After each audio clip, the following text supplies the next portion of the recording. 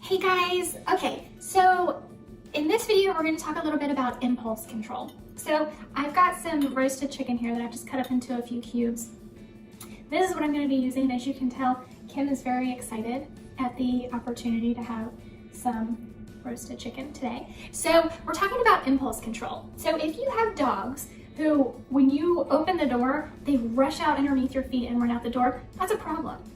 And we want to make sure that we want to make sure that we're keeping them safe, right? Obviously, them rushing out under your feet is an issue, especially when we're talking about their safety, because they could run straight out into the road and get hit by a car. That's obviously one of the worst case scenarios we can think of. But we want to make sure and plan for that to not happen. So we need to get your dog's impulse control under control.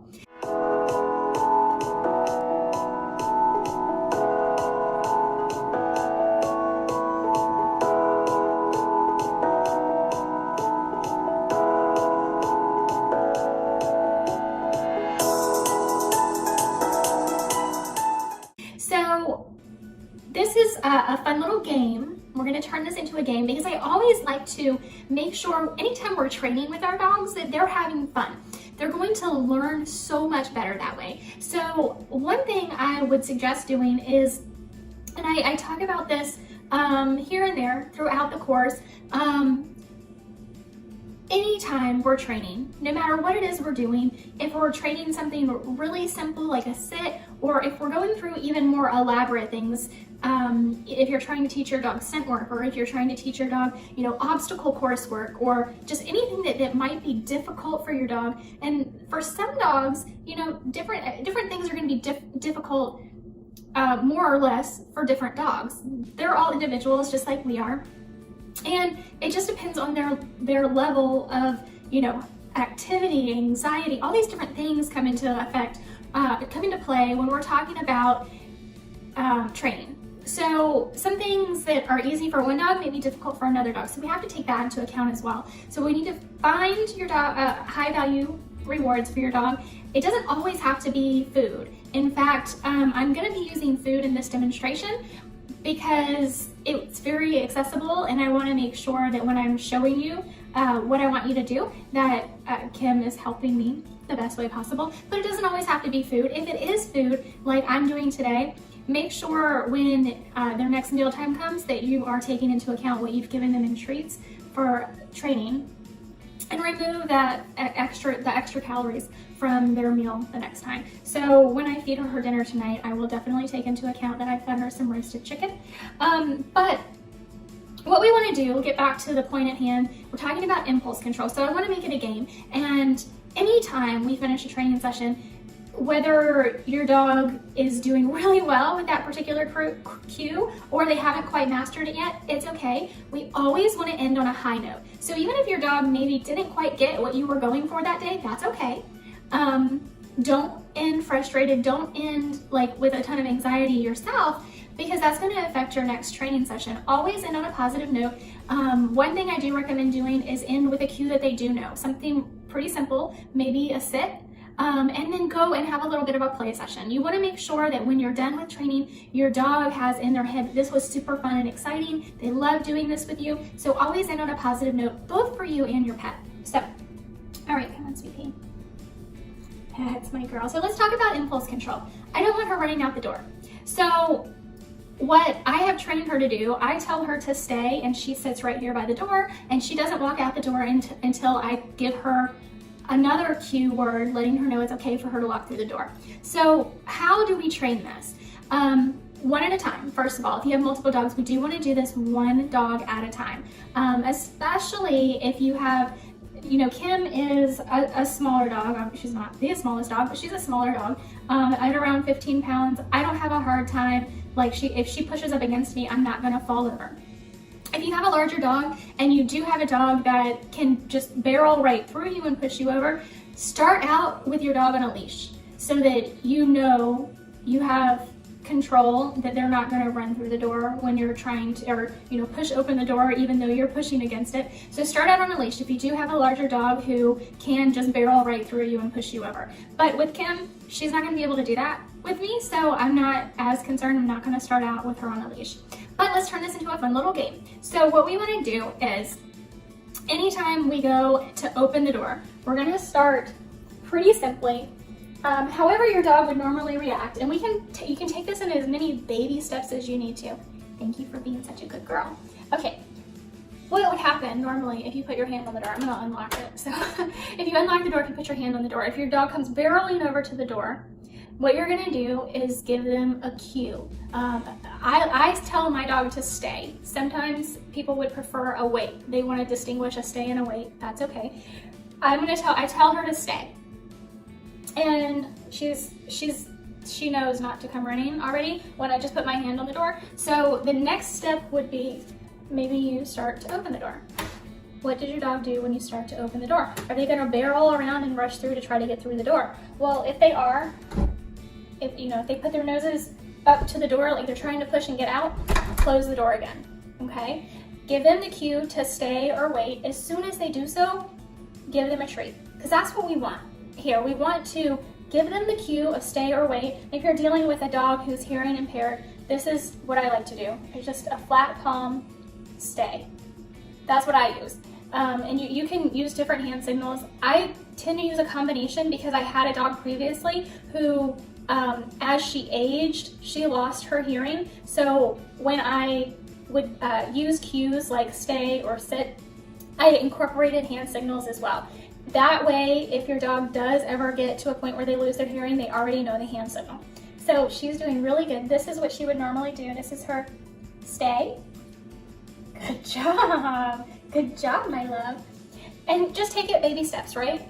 Put your hand on the door, open the door. Stay. Good job, my love. See how she pulled her head away from the door when I told her to stay? That's exactly what we're looking for, and that's the behavior we're going to reward in your dogs. Depending on how headstrong your dog is. First of all, let me say, if you've put the 7 canine commandments in place in your home, especially that be the protector commandment, this is going to be so much easier for you. Because if you have already let your dog know, if you've already put into your home the fact that your dog is to alert you and you are then to take over and become the protector, this right here is going to become so much easier for you. So if you don't already, if you haven't already gone through the 7 canine commandments, go back through and read the book, which the 7 miracle steps to train your dog is all about the 7 canine commandments. But this is what we're gonna do. We're gonna get to the point, I'm gonna stand up, so I'm gonna kind of be out of frame for a minute. But once we actually get to the point where we have the door open, now I have a screen door here. But, okay, good job. So right here where we have the door open and your dog is right here at the door, again, we're gonna ask for a stay or a wait, okay? Here we go. Now, once we open the door, once your dog has mastered the stay and wait at the door right here, which is great. And remember, we're doing this one dog at a time if you have multiple dogs in the household.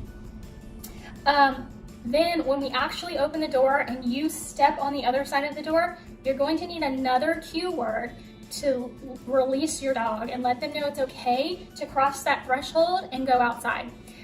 For me, I'm gonna shut the door just because it's a little noisy with that door open. For me, I just tell Kim, okay, I'm gonna give her another little treat because she's being such a good girl. Being so good and helping.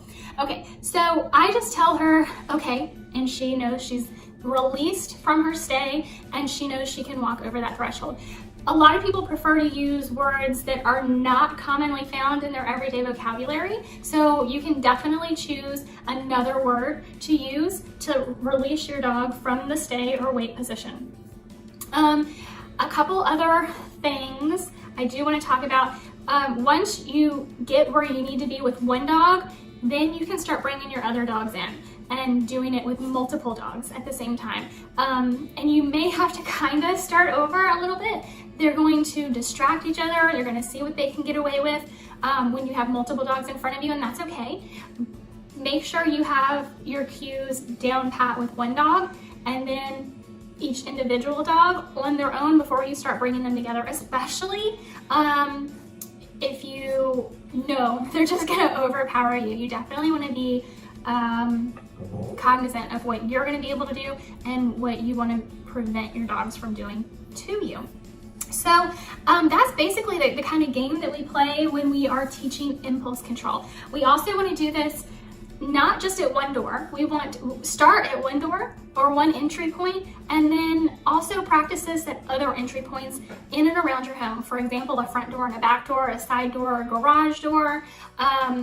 Ask your friends, neighbors, and family if you can bring your dog over and train with their entry points as well, so your dogs learn that this is something that you expect from them at every doorway you come to. If you have friends or family that have businesses or offices, ask if you can come to the business or office and train at those entry points as well. This is really going to ingrain in your dog that you expect this behavior every time you give that stay or wait cue. Every time you just want to keep doing this over and over, so they understand that it doesn't matter the entry point, you expect the same behavior at every single entry point. So that's really how we train impulse control. We give them a cue. We